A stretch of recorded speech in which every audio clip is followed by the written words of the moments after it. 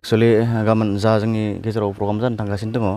बे मेनलि माने 15 आगस्टनि थाखाय खालामदों जोङो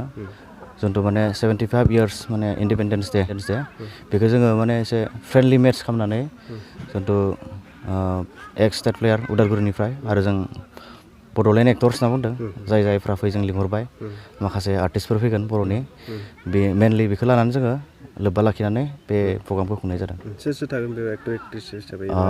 जिहेतु एक्टरफोरा फुटबल गेलेनाय एक्ट्रिसफोराबो बेयाव फैगोन नामा? आच्छा बा एक्टर्सफोरा जाहैबाय जों माखासे बै अम प्रकाश जायखौ मिथियो जोङो बिथांखौ जों लिंहरनाय जाबाय ओमफ्राय बिथिं थागोन जोंनिया सुखबिर दा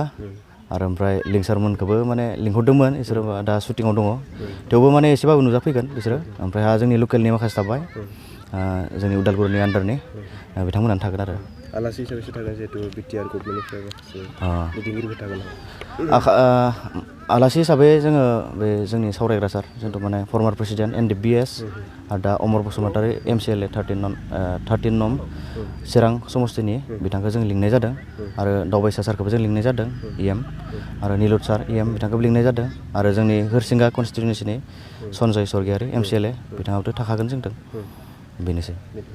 मा खावलायसारो जिहेतु नोंथांमोना गाबोन फुटबल बेलासि समनिफ्राय जागायगोन बेयाव रायजो राजाफोरखौ नायनो फैनो खावलायगोन खाथि खालाफोरनिखौ जों खावलायनो सानबाय बिदिनो नायफैजागोन माखासे जोंनि पारफरमेन्स नुगोन कालचार प्रग्रामबो जागोन बेहाय ओमफ्राय गेलेनायाथ' खोब माने बिदि एक्सिलेन्ट जानाय नङा जास्ट इन्टारटेनमेन्टनि थाखाय माने जों गेलेनाय जागोन माने रायजो राजाफोरखौ आं बेखौनो खावलायनो सानबाय नायजाफैगोन जास्ट माने 15 आगस्टखौ सेलेब्रेट खालामथ'बाय थेंक इउ। थ' 75थि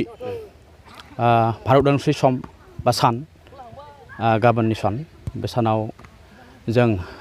उदालगुरि जिल्ला बर' सावथुन महरगिरि आफादनि बानजायनायाव आरो नैबे जे गलामाखा जावलिया युथ क्लाब बिथांमोननि सहयोग होनायाव जे गाबोननि हाबाफारि खोब थामथिम जागोन होनना सानदों आरो बेनिखायनो मावगिरिफोरा बानजाय जि दालाय आफाद बिथांमोना गावबा गाव साखाफारा खालामगासिनो दं निस्सय गाबोननि हाबाफारिखौ जोबोद रंगिना संगिना महरजों खुंलांनो हागोन होननानै आसा खालामदों आरो मोनबेसे टिम थागोन बे फुटबल हिसाबै बेयावहाय लोगोआरि गेलेनाय जों सिगां फार्स्ट टाइम बे जे गेलेनाय बादायनाय हिसाबै जों बेखौ लायाखै लोगोआरि हिसाबै गेलेनाय हिसाबै मोननैल' टिम थागोन औ बे मोनसेया जाहैबाय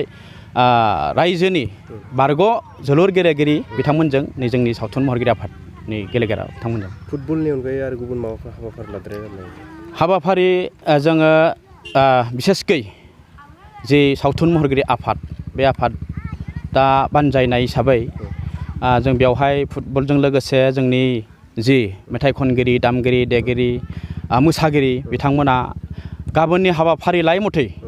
सम आरो रिंगा जानाय लोगो लोगो जों बे हाबाफारिखौ लालांगोन गिबियावनो 7 बाजियाव फिरफिला बिरहैगोन बेनि उनाव जों गाबोन उदांस्रि जुदि इण्डियान फ्लेग हस्टिं बेखौ जों गाबोन फुंनि 7 रिंगायाव खालामगोन बेनि उनाव नैबे फिल्डनि खामानिखौ जोङो 2 बाजिनिफ्राय जों जागायजेनगोन। बे एक्टर एक्ट्रिसबो नुनाय जागोन नामा? बेयावहाय बाहागो लानाय हिसाबै बयबो गावबा बिबान दं बे बिबानखौ मावफुंनो थाखाय बयबो एक्टर एक्ट्रिसआ फैनाय जागोन जेरै दानि जाखांफुनाय एक्टर अम प्रकाश आरो दैमुथि गेमस्रि आरो पम्पि बेबायदि गोबां एक्टर्स फैगोन आरो जोंनि उदालगुरिनि माखासे एक्टर्स दंखायोआनोसै बाहेरनिफ्रायबो जि फैयो गाबोन नुनो मोनगोन। मेट्सखौ नायनो थाखाय रायजो राजाफोरखौ मा खालामो?